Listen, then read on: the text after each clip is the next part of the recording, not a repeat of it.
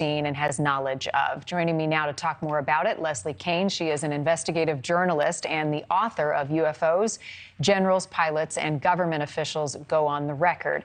Thank you for being with us, Leslie. I've heard a number of your comments lately, and it's really interesting that these conversations keep resurfacing for many different reasons. I just want to play for folks a brief soundbite from Air Force veteran David Grush to remind everyone how we got to this point. He's talking to journalist Ross Colhert, and he says he believes these spacecraft are not of this Earth. Let's listen.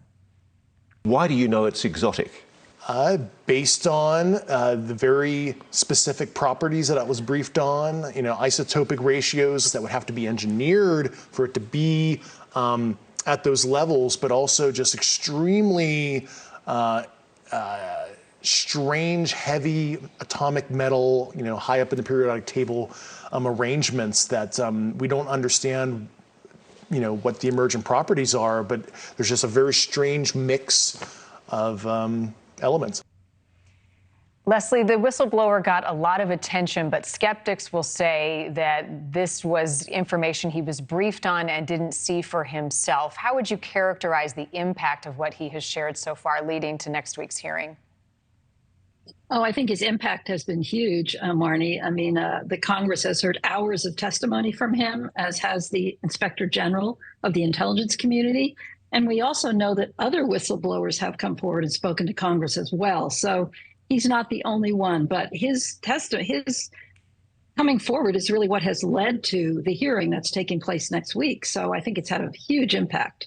Do you expect we'll learn more at this hearing, and who do you anticipate may testify? Well, I know that the office of Tim Burchett, Representative Tim Burchett, who is one of the people who's going to chair this meeting, is going to have a press conference on Thursday. They're going to announce at that press conference the logistics and the details, and I assume they will announce who the witnesses are as well. I know of at least 3 that will be there. I'm not at liberty to disclose who they are, but we will be finding out very soon. And in regards to Representative Burchett, he said this about pilots and the fact that they are not lying, he says, about what they're seeing. Take a listen. We've had actually 13 near-miss encounters. And to think that, we've got a $50 million aircraft and some of the best pilots in the world who are risking their lives, why would they lie about it, honestly? All they're going to do is catch hell from their superiors, and this is ridiculous.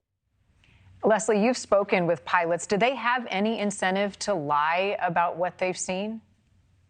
No, absolutely not, Marni. I mean, you could imagine how detrimental that would be to their careers and their reputation, because if they were lying, eventually that would come out. I think the only argument anybody could make to question what they're saying is whether what they have seen is not some exotic technology, that it could be secret technology that we ourselves in the United States have developed, or possibly some other nation. That is a reasonable question to ask, but I think the idea of them lying outright is just makes no sense at all. It's just ridiculous. Are the accounts from government officials and your sources consistent to some of the whistleblower statements that we have heard? Do the stories match up?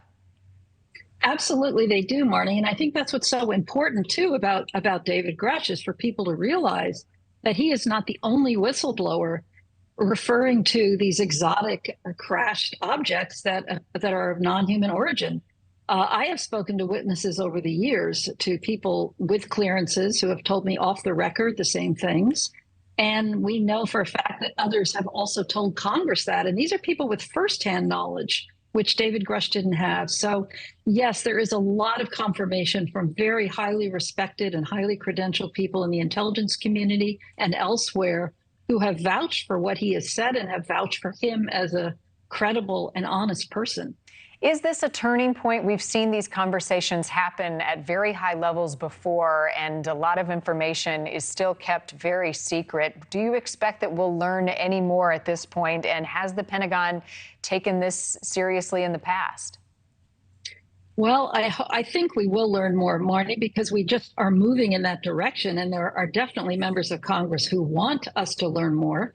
And we have this bill that was just proposed. It's actually an amendment to the National Defense Authorization Act by Chuck Schumer and his Republican colleague, Mike Rounds, a bipartisan amendment which would provide access to the public to many documents that have so far been kept hidden.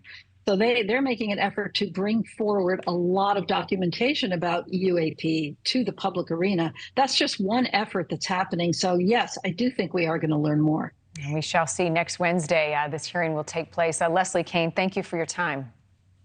Thank you very much. Thank you for watching. Go to newsnationnow.com to find News Nation on your television provider. And don't forget to click the red subscribe button below to get more of News Nation's fact-driven, unbiased coverage.